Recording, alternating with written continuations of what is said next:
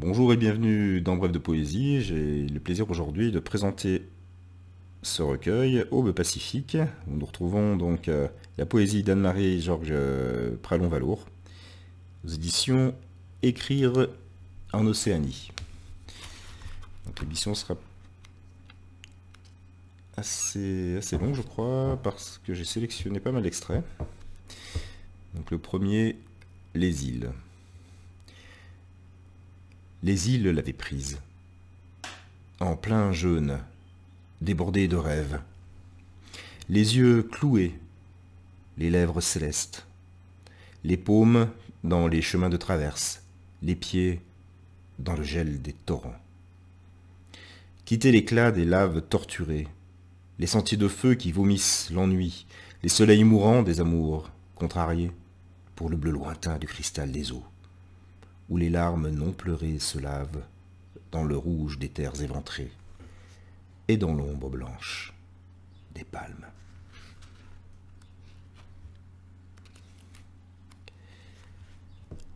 Terre de soleil, terre brûlée, sol rouge, saturé de chrome, crevasses sanglantes, failles instables. Vaciller, s'enfoncer dans le sillon de la fin du monde et la dernière écaille du temps. Le paysage se fige, à la terre aride, à la force des vents. Tu n'as pas amarré ta barque de pierre aux eaux vives de la forêt des pluies, ni brûlé tes vêtements. Laisse ton regard errer dans la mer là où le soleil s'éteindra.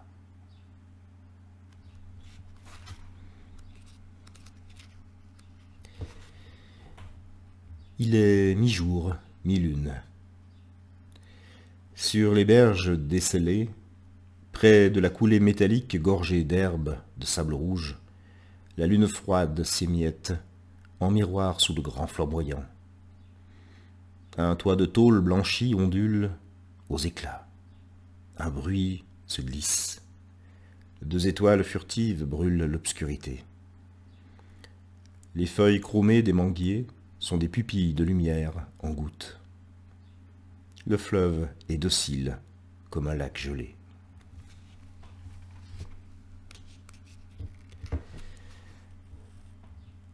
Elle est étendue au plus près de l'aube, la nuque en porte-à-vrai sur ses grands oreillers, les cheveux dénoués, ses rideaux blancs grands ouverts sur la mer. Le verre entre ses cils serre le gris du ciel, semble freiner sa course, s'échapper, rouler sur ses joues. Même si l'eau irise ses paupières, l'espoir palpite au sein des algues rouges.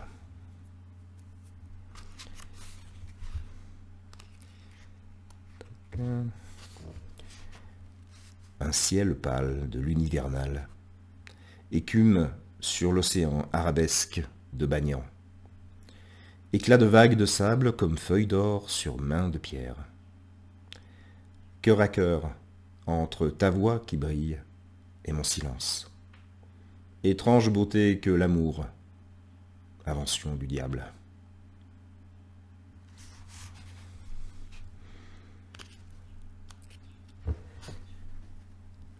Le matin du monde s'ouvre en fondu de bleu.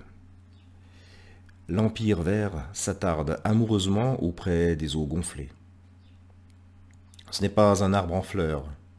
Des plumes chantent dans les feuilles. L'arbre a capturé leur couleur.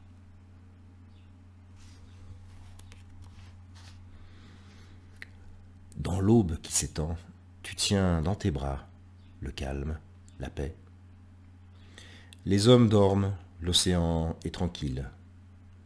Tu voudrais que ton cœur puisse contenir le vent d'ouest, l'Orient caché des perles, le réveil de tous les oiseaux.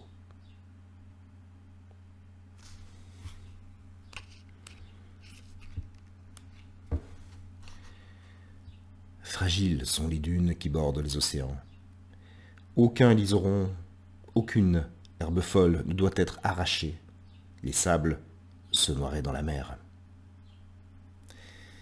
Combien de fleurs, de rameaux, de bourgeons ont été coupés en nous pour nous noyer dans la foule.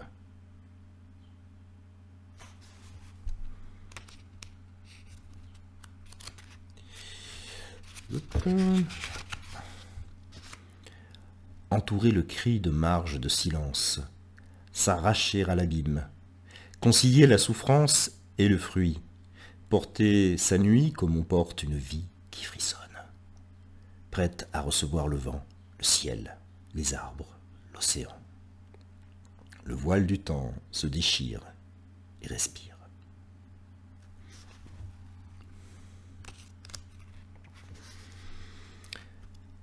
Près du lac, à l'eau troublée, les arbres de l'été noyés dans la lumière d'acier, nos souffles s'aimaient.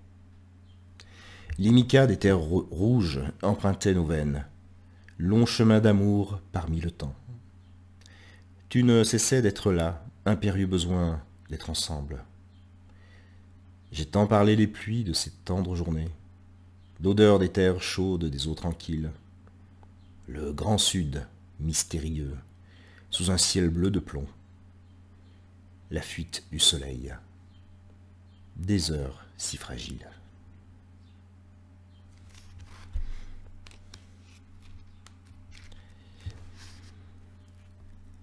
Il y avait l'orage en toi, un lourd silence, la route du Grand Nord, des oiseaux dans le sang des flamboyants. Il y avait des épineux, des effilés de brume des terres arides, des niaoulis dans la violence des feux. Il y eut la déchirure. Elle a criblé la plaine de flèches de soleil.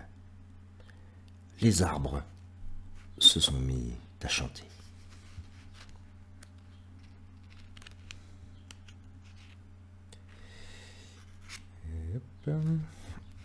Et après deux derniers textes. Long chemin égaré dans les sables, herbes sèches en deuil de paille, effilés blancs, bleu ciel de plomb, grenat d'un sol aride, mémoire d'un océan. Si mes mots ont encore l'embonpoint des fidèles, ils ont perdu l'accent où se brisent les vagues. Je voulais lire le dernier texte qui est un hommage qui a été composé pour sa petite fille, la petite fille d'Anne-Marie, Mélie, qui est un texte de chanson. Et voilà, ça me fait plaisir de le lire pour elle, et pour nous, bien sûr. À l'heure où transpire la rosée de l'aube, où la baie respire l'or, le cuivre, l'argent, Mélie ouvre ses rideaux blancs.